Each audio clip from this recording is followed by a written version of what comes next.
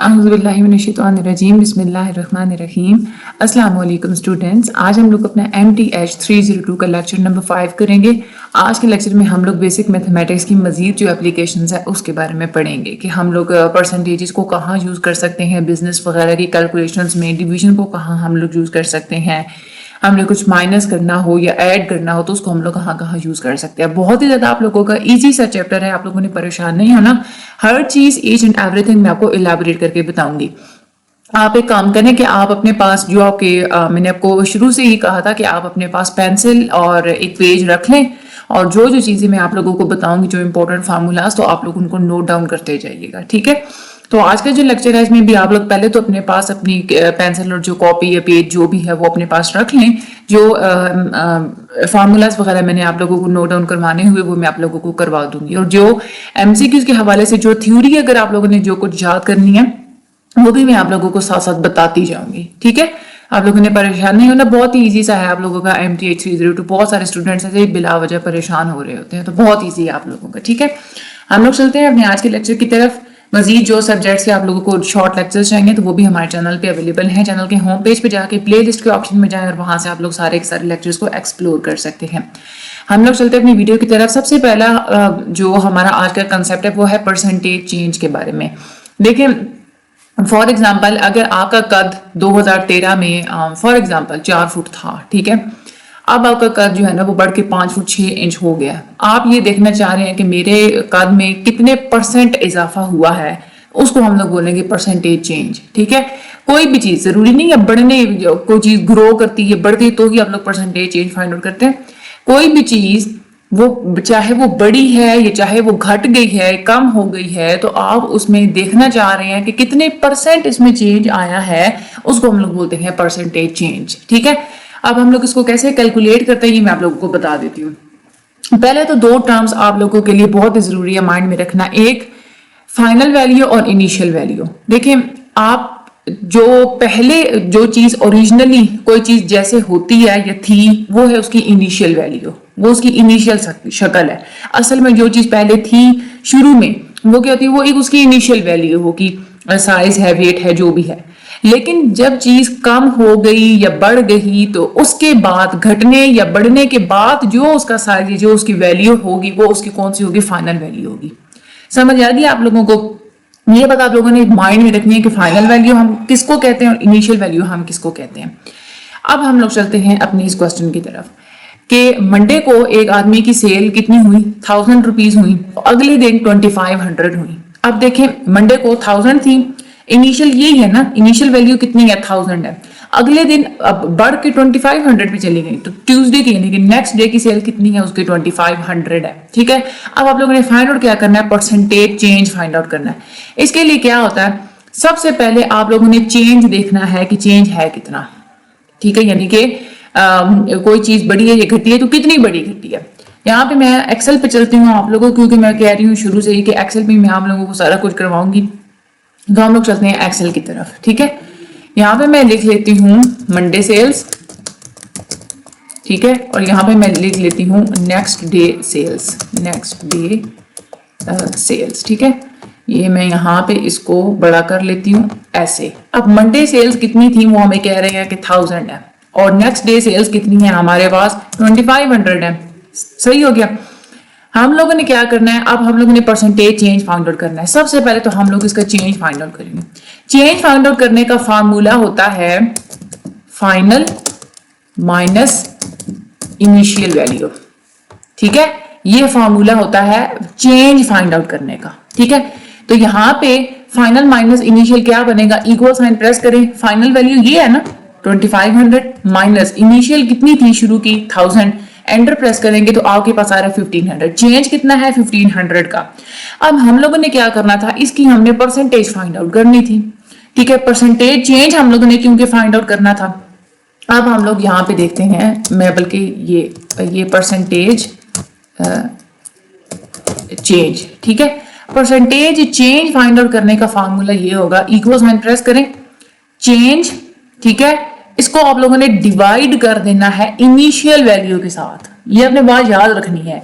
Percentage change में आप लोगों ने क्या करना होता है कि जो फाइनल माइनस इनिशियल था जो वैल्यू आई उसको आप लोग माइनस करेंगे इनिशियल के साथ, किसके साथ, सॉरी डिवाइड किसके साथ करेंगे, इनिशियल के साथ, और फिर आपने इसको मल्टीप्लाई कर देना है 100 के साथ। एंटर प्रेस करेंगे तो 150 आपके पास आंसर आ रहा है। यहाँ पे आप लोग देख लें, ये 150% ही यहाँ पे इन्होंने आंसर लिखा हुआ है। एक तो ये मेथड होता है, दूसरा आसान सा एक और मेथड मैं आप लोगों को ये बता देती हूँ कि ये मैं इसको सारा मैं कर देती हूँ खत्म, इसको भी मैं हटा देती हूँ और इसको भी मैं हटा देती हूँ। ठीक है, मैं डायरेक्टली यहीं पे ना परसेंटेज चेंज फाइंड आउट कर लेती हूँ। डायरेक्टली भी आप लोग इसको कर सकते हैं, जरूरी नहीं है कि पहले आप लोग चेंज फाइंड आउट करने पे।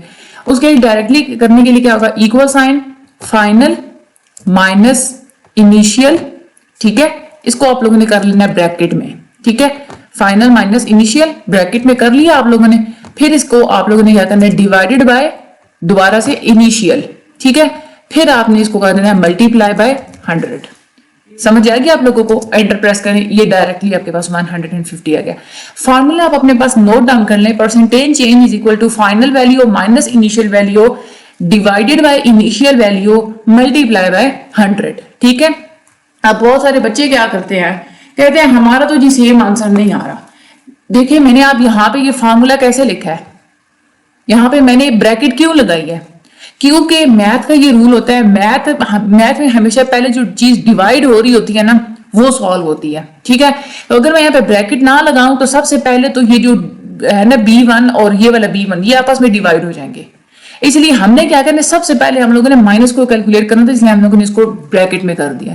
तो आप लोग ब्रैकेट्स का बड़ा ख्याल रखा करें। ठीक है, आगे हम लोग चलते हैं। ये मैंने आप लोगों को परसेंटेज चेंज के बारे में बता दिया, ये सेम एक्सेल में ही कैलकुलेट करने का उन्होंने तरीका बता दिया। ठीक है, ये मैं आपको सारा बता चुकी हूँ। तो हम आगे चलते हैं। दूसरी हमारे पास एग्जांपल है, वो कह रहे हैं कि एक ओरिजिनल फ्रूट है। ठीक है, यानी कि ड्राई फ्रूट कोई बनाना चाह रहा है। ड्राई फ्रूट बनाने के लिए पहले जो फ्रूट लिया वो कितना था, 15 kg। तो उसको जब ड्राई किया तो वो फ्रूट सुकड़ के 3 kg पे आ गया। ठीक है, अब यहाँ पे अगर आप लोग देखें तो पहले फाइन, यहाँ पे मैं पहले लिख लेती हूँ इनिशियल वैल्यू फाइन, और ये इनिशियल और फाइनल मैं यहाँ पे हेडिंग दे देती हूँ। अच्छा, यहाँ पे इनिशियल वैल्यू कितनी थी फ्रूट की, पहले कितनी थी 15 kg, और फाइनल कितनी है 3 kg, क्योंकि सुकड़ के 3 kg भी गया ना। तो इनिशियल 15 है और फाइनल कितनी है 3। ठीक है, तो मैं इसको इधर पुट कर लेती हूँ, इनिशियल इज 15 और फाइनल हमारे पास कितनी थी 3। अब यहाँ पे मैं परसेंटेज चेंज फाइंड आउट करती हूँ, तो सेम वही फार्मूला, इक्वल साइन लगाएंगे। पहले सबसे पहले ब्रैकेट, ये है हमारे पास फाइनल, उसके बाद माइनस, ये है हमारे पास initial value, bracket close, divide दोबारा से इनिशियल वैल्यू और मल्टीप्लाई हम लोग इसको कर देते हैं 100 के साथ, और ये हमारे पास परसेंटेज चेंज आ रहा है -80। अब -80 क्यों आया है, क्योंकि हमारा जो फ्रूट है वो सुकड़ गया ना, उसका साइज कम हो गया। तो इसका मतलब है कि हमारा जो फ्रूट है उसका साइज 80% कम हुआ है, यही वजह इसके साथ माइनस साइन आ रहा है। ये देखिए -80%। ठीक है, तो ये साथ में इसका माइनस साइन आ रहा है। ठीक है, आगे हम लोग चलते हैं। ये वो एक्सेल में उन्होंने जो है ना वो सॉल्व करके दिखाया है, सेम जो मैंने मेथड बताया आप लोग उसी को फॉलो कीजिएगा। आगे हम लोग चलते हैं। अब वो कह रहे हैं कि पानी को कॉटन के साथ मिक्स कर दिया गया तो कॉटन का वेट बढ़ गया। जाहिर सी बात है, जब कॉटन में पानी डाला जाता है ना तो वो उसका वेट बढ़ जाता है। मुझे यहाँ पे वो गधे वाली स्टोरी भी याद आ गई है, शायद आप लोगों ने वो बचपन में सुनी भी हो। उसमें ये होता है कि वो गधा होता है, तो उसका जो मालिक होता है ना वो गधे पे नमक ला के लेके जा रहा होता है। तो गधा एक दिन उन्होंने नदी के दरमियान से गुजरना होता है। तो एक दिन तो वो गधे का पाँव फिसलता है तो वो नदी में गिर जाता है। गधा तो उठता है ना जब, तो वो जो नमक होता है, क्योंकि उसके ऊपर तो नमक काफी घुल चुका होता है तो उसका वेट कम हो जाता है। तो खैर वो गधे को पता चल जाता है कि भाई पानी में बैठने से तो ये तो वजन जो है वो कम हो जाता है। तो गधा 3-4 दिन ऐसे ही करता है। तो गधे का मालिक समझ जाता है। चौथे दिन गधे का मालिक उसके ऊपर वो कॉटन लाद के तो वो लेके जा रहा होता है। गधा क्योंकि नदी के दरमियान जाके बैठ जाता है, जब वो उठता है तो कॉटन तो भारी हो चुकी होती है। तो गधे की फिर आंखें खुल जाती हैं। वो कॉटन क्योंकि वो भारी हो जाती है, तो ये यहाँ पे ये कि अब पानी क्योंकि ऐड किया कॉटन में तो कॉटन का वेट इंक्रीज हो गया। तो यहाँ पे जो कॉटन के जो इनिशियल वैल्यू थी वो कितनी थी 3 kg, पानी जब उसके अंदर डाला तो वो बढ़ के 15 kg पे चली गई। ठीक है, तो यहाँ पे मैं इसी को ही कर लेती हूँ। हमारे पास यहाँ पे इनिशियल वैल्यू कितनी है 3 kg और फाइनल कितनी है ये 15। ठीक है, और यहाँ पे परसेंटेज चेंज खुद ही ऑटोमेटिकली। देखिए एक्सेल के यही तो फायदे होते हैं। आप एक्सेल में पेपर जब आपके होंगे ना आपका एक क्वेश्चन आया इनिशियल फाइनल वगैरह सारा, तो आप लोगों ने वो सॉल्व किया, उसको आप लोगों ने कॉपी पेस्ट किया, और उसके बाद आप क्या करेंगे कि दूसरा क्वेश्चन भी आया इसी तरह का, तो आप लोगों ने वहां पे दोबारा से आप लोगों को सारा लिखना नहीं पड़ेगा, ना ही आप लोगों को दोबारा से फार्मूला लगाना पड़ेगा। जस्ट इनिशियल और फाइनल की वैल्यूज चेंज करेंगे। यहाँ पे देखिए मैंने जस्ट वैल्यूज चेंज किया, खुद ब खुद 400 आ गया, यानी कि कॉटन का जो वजन है वो कितना पड़ा है, 400% इंक्रीज हुआ। तो ये देखिए यहाँ पे सेम आंसर आ रहा है। आगे हम चलते हैं, ये आप वो एक्सेल पे करने के यहाँ पे सारा तरीका बता रहे हैं। अच्छा आगे चलते हैं। एक यूनियन है, उन्होंने साइन किया है कि 3 साल का एग्रीमेंट उन्होंने साइन किया है कि अगले 3 सालों में ना मजदूरियां कुछ इस तरह से बढ़ेंगी कि पहले साल मजदूरी 3% बढ़ेगी, अगले साल 2% बढ़ेगी, और उससे अगले साल 1% बढ़ेगी। ठीक है, तो अब जो एम्प्लॉयज है उनकी अभी मौजूदा जो इनकम चल रही है मंथली वो है 5000 रुपीज पर मंथ। ठीक है, तो वो हमें ये कहते हैं हम कि आप हमें जो है ना वो कैलकुलेट करके बताएं कि 3 साल के बाद कितनी जो है ना वो वैल्यू बढ़ी हुई होगी। ठीक है, अच्छा यहाँ पे एक आसान सा तरीका क्या है यहाँ पे कि 5000 उसको आप लोगों ने मल्टीप्लाई कर देना है 1 + 3%, 1 फिर मल्टीप्लाई बाय 1 + 2%, फिर मल्टीप्लाई बाय 1 + 1%। अब यहाँ पे आप सवाल ये पैदा होता है, देखें कि 1 क्यों आ रहा है यहाँ पे। देखें सबसे पहले तो आप लोगों ने ये देखना होता है 5000 है ना रुपीज, 5000 का 3% कितना बनेगा। ठीक है, पहले वो आप लोगों को कैलकुलेट करना पड़ता है, और फिर उसको आप लोगों को जो है ना वो आप ऐड करना होता है आप लोगों ने 5000 में।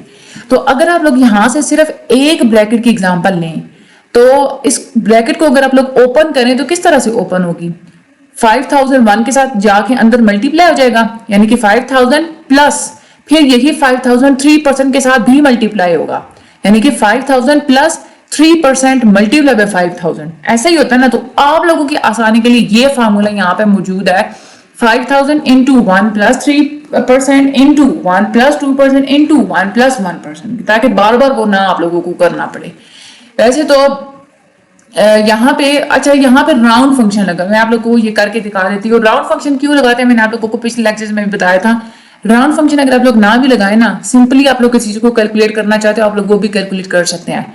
राउंड फंक्शन हम लोग इसलिए लगाते हैं जब हमें अपना जो आंसर है वो हमें डेसिमल पॉइंट्स में नहीं चाहिए होता, समझ आ गई, इसलिए हम लोग राउंड फंक्शन लगाते हैं। मैंने आप लोगों को वो थोड़ा आपके माइंड में फ्रेश करने के लिए मैंने बता दिया। खैर हम लोग चलते हैं। अभी जो सैलरी है वो एम्प्लॉयज की वो कितनी चल रही है, यहाँ पे चलती हूँ मैं। अच्छा अभी जो सैलरी है एम्प्लॉयज की वो चल रही है हमारे पास 5000। पहले साल का इंक्रीमेंट कितना है हमारा, फर्स्ट इंक्रीमेंट उनकी वो एम्प्लॉय वो उसमें सैलरी में कितना होगा 3%। ठीक है, ये आ गया 3%। अब हमने ये देखना है कि पहले साल जो है वो उसकी सैलरी कितनी बढ़ेगी, इक्वल साइन प्रेस करेंगे, राउंड फंक्शन मैंने ये लगाया।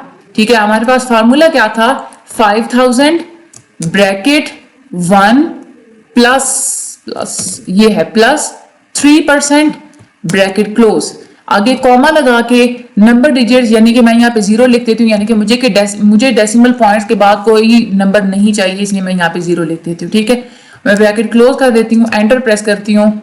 सॉरी यहाँ पे कहाँ पे गलती हुई भाई, ओ सॉरी, यहाँ पे मल्टीप्लाई का साइन आप लोगों ने लाजमी लगाना है यहाँ पे। ठीक है, यानी कि 5000 मल्टीप्लाई बाय 1 + 3%, ये हमारे पास 3%, और आगे आप लोगों ने कॉमा और उसके पास 0 लगा देना है। एंटर प्रेस करती हूँ मैं, तो ये हमारे पास यानी कि 3% जब किसी की सैलरी में इजाफा होगा तो वो कितने उसके पास सैलरी बन जाएगी 5150। ठीक है, दूसरे साल का इंक्रीमेंट वो हमें कितना वो बता रहे हैं कि सेकंड इंक्रीमेंट हो रहा है 2%।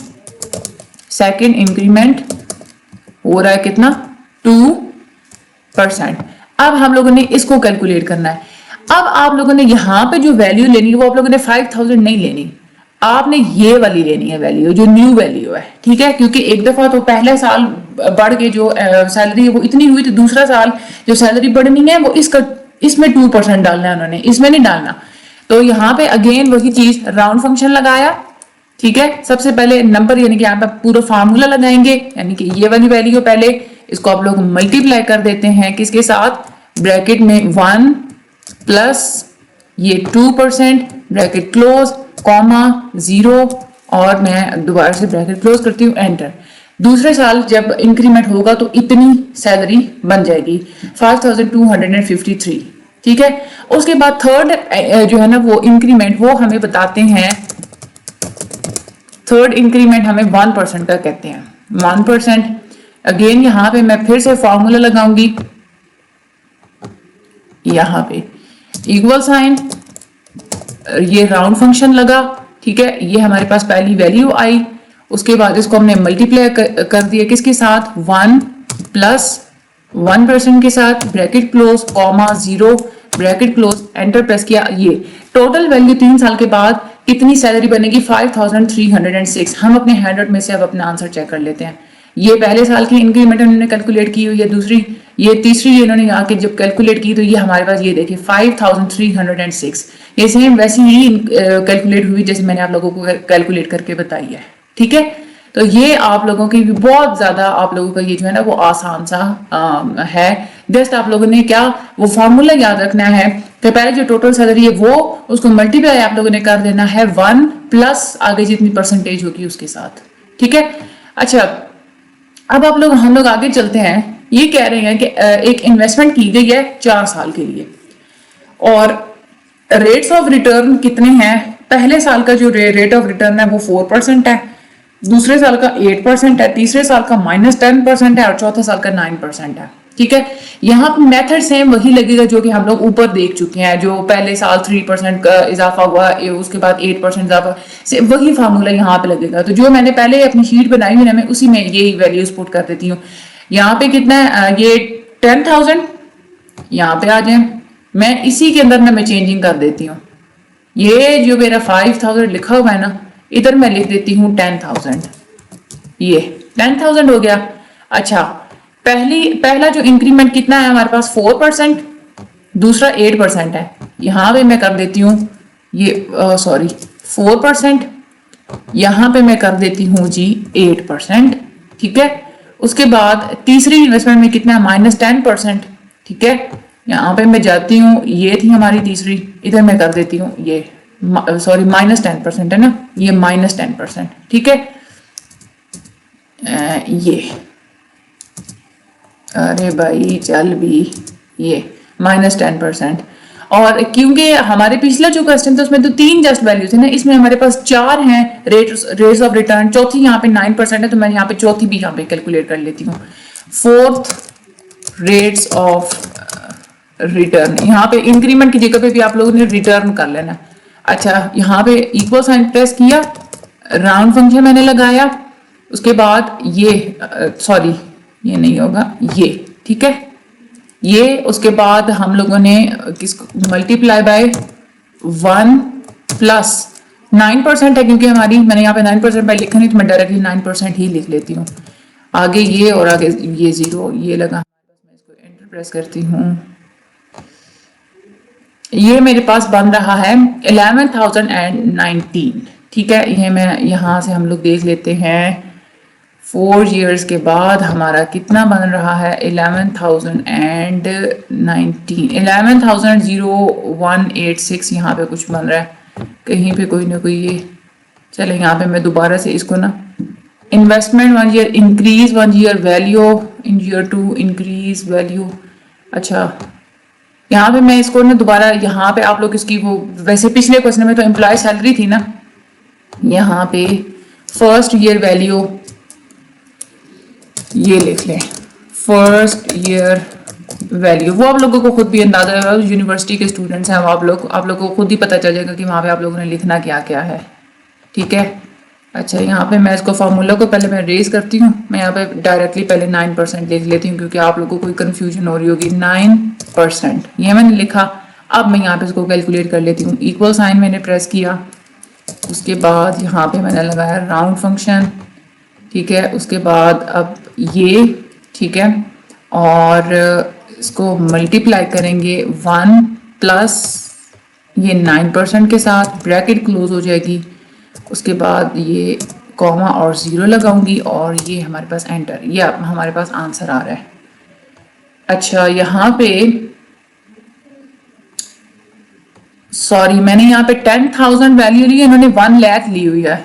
ओ सॉरी, यस, यहाँ पे 1 मिलियन थी, नहीं 100,000 थी। मैंने यहाँ पे 10,000 ली थी, पर यहाँ पे जस्ट यहाँ पे जाएं, यही तो एक्सेल के मजे होते हैं। एक और जीरो मैं यहाँ पे लगा लेती हूँ। मैंने समझा था कि वो 10,000 है। ये अब हमारे पास ये आंसर बिल्कुल ठीक आ रहा है। ये देखें, लास्ट आंसर हमारे पास आ रहा है 110186, और यहाँ पे हम देख, ये लास्ट आंसर 110186 है। वो मेरे से मिस्टेक हो गई थी, मैंने समझी वो 10,000 है, बट इट्स 1 लाख।